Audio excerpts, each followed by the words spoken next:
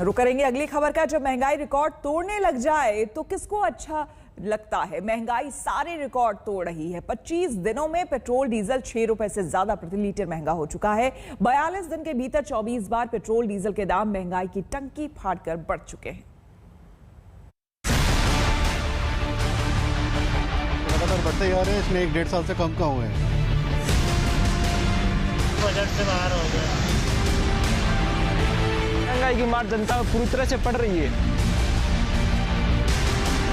तेल की महंगाई से गुस्से में उबलते आम आदमी को पता ही नहीं चला कि वो अपनी बाइक और कार की टंकी में सिर्फ पेट्रोल डीजल नहीं डलवा रहे, बल्कि अपना पेट काटकर, अपनी जेब जलाकर देश सेवा कर रहे हैं। जनता को लगता है कि 42 दिन में 24 बार महंगे हो चुके पेट्रोल डीजल को भराकर वो अपनी गाड़ी चलाते हैं, जबकि उन्हें अंदाजा ही नहीं कि महंगाई के अस्त्र से घायल होकर भी देशवासी ही देश चलाते हैं।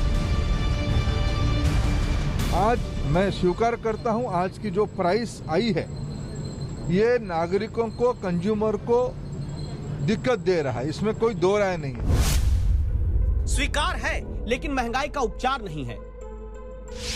देश में पहली बार डीजल भी 100 रुपए के पार है। जब देश के 148 जिलों में पेट्रोल की कीमत 100 रुपए के नोट को छेद कर बाहर चली गई, जब देश के 9 राज्यों की जनता 100 रुपए लीटर का पेट्रोल खरीद रही है, जब मई में 16 बार और जून के 14 दिन में 8 बार पेट्रोल डीजल महंगा हो चुका है, तब जनता जो महंगाई के कारण आर्थिक रूप से मूर्छित होने लगी, उसे वीरता का एहसास देश के पेट्रोलियम मंत्री धर्मेंद्र प्रधान ने कराया, मानो ये कहते हुए कि हे भारतवासियों, तुम महंगाई के मोर्चे पर इंच मात्र भी डगमगाना मत, क्योंकि जब जनता ने पूछा कि महंगाई में देशवासियों की रक्षा कौन करेगा, तेल संभालने वाले विभाग के मंत्री जी बोले, देशवासियों तुम ही करोगे, तुम ही करोगे, तुम ही करोगे।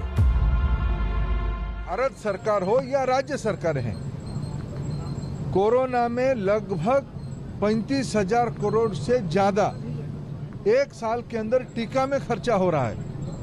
अभी 1 लाख करोड़ रुपया खर्चा करके प्रधानमंत्री जी ने 8 महीने के लिए मुफ्त में खाद्यान्न देने के लिए प्रधानमंत्री गरीब कल्याण योजना शुरू की है। पीएम किसान में हजारों करोड़ रुपया देश के किसानों को सीधा बैंक खाता में पहुंचाया गया है। मैं इसी साल की बात कर रहा हूं।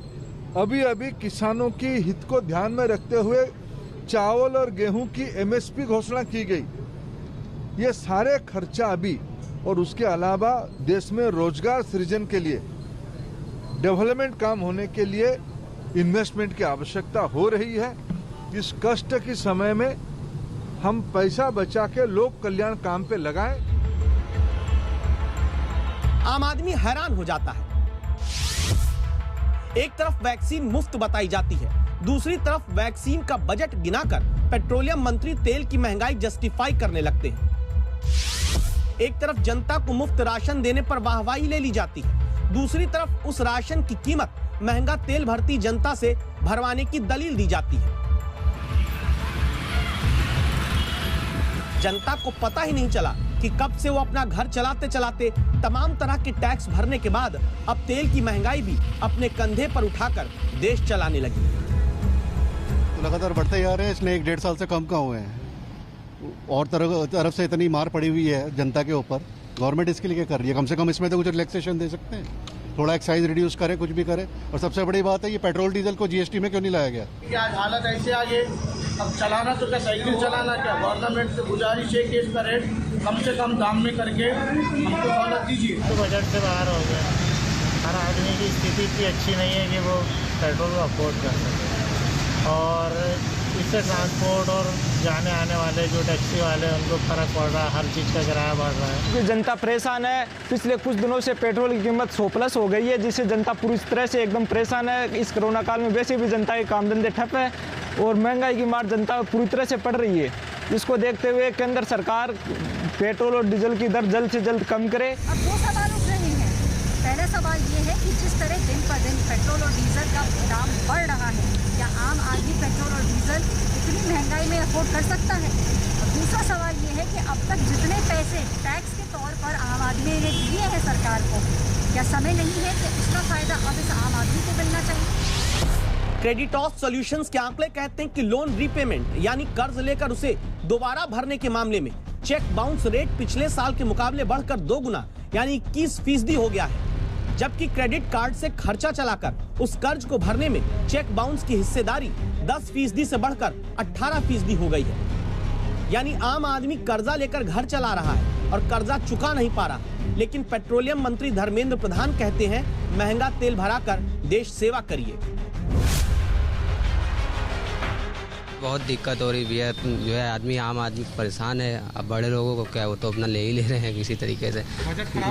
बजट खराब हो रहा है। बाकी इनकम वगैरह भी कोरोना की वजह से जो होती थी वो भी ठप है इस वक्त। गवर्नमेंट टोटल फेल हो गई इसमें, आर्थिक मोर्चे पे जाकर इसका असर हमको देखने को मिल रहा है। ये लॉकडाउन में अंदर ही अंदर इन्हें पेट्रोल महंगा करती है, लेकिन इनकम तो है ही नहीं ना, इनकम के लिए कुछ हो नहीं रहा। पब्लिक ही सफर कर रही है और करता रहेगा। सरकार को क्या कुछ इस पर ध्यान देना चाहिए, क्योंकि 100 रुपए के देना चाहिए, लेकिन हो कहाँ रहा है सर।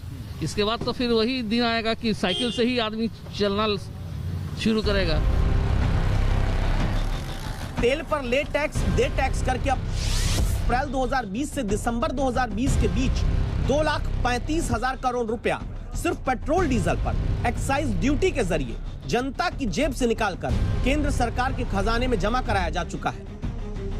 पेट्रोल डीजल की कीमत एक साल में 25 रुपए प्रति लीटर तक बढ़ चुकी है और तेल के दामों पर पेट्रोलियम मंत्री के बयान भी अंतर्राष्ट्रीय बाजार को जिम्मेदार बताने से लेकर अब देश मांगता है महंगाई पर कुर्बानियां तक आ चुके हैं। उत्पादनकारी देश तेल उत्पादन कम किए थे। उन दिनों में तेल उत्पादन कम करने का प्रमुख कारण था आवश्यकता नहीं थी, डिमांड नहीं थी।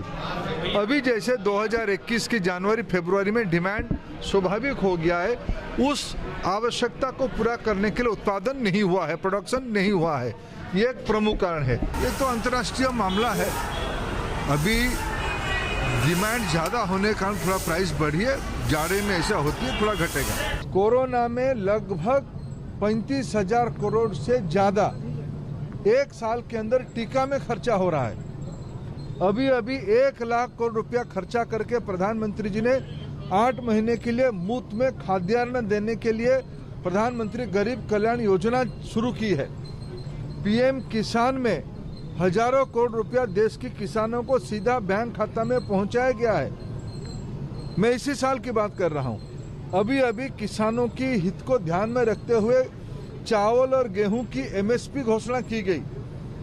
ये सारे खर्चा अभी और उसके अलावा देश में रोजगार सृजन के लिए, डेवलपमेंट काम होने के लिए इन्वेस्टमेंट की आवश्यकता हो रही है। इस कष्ट के समय में हम पैसा बचा के लोक कल्याण काम पे लगाएं। लोकतंत्र में जनता का जनता के लिए जनता द्वारा तो सबने सुना था। महंगाई तंत्र में जनता का पैसा जनता द्वारा जनता के लिए हो जाएगा, अंदाजा नहीं था। तो क्या ये मान लें कि महंगाई का बस अब नाम बदलना बाकी है? इसे देश रक्षा कवच का नाम दे दिया जाए तो मुद्दा ही महंगाई का खत्म हो जाएगा। दिल्ली से ऐश्वर्या पालीवाल के साथ आज तक ब्यूरो।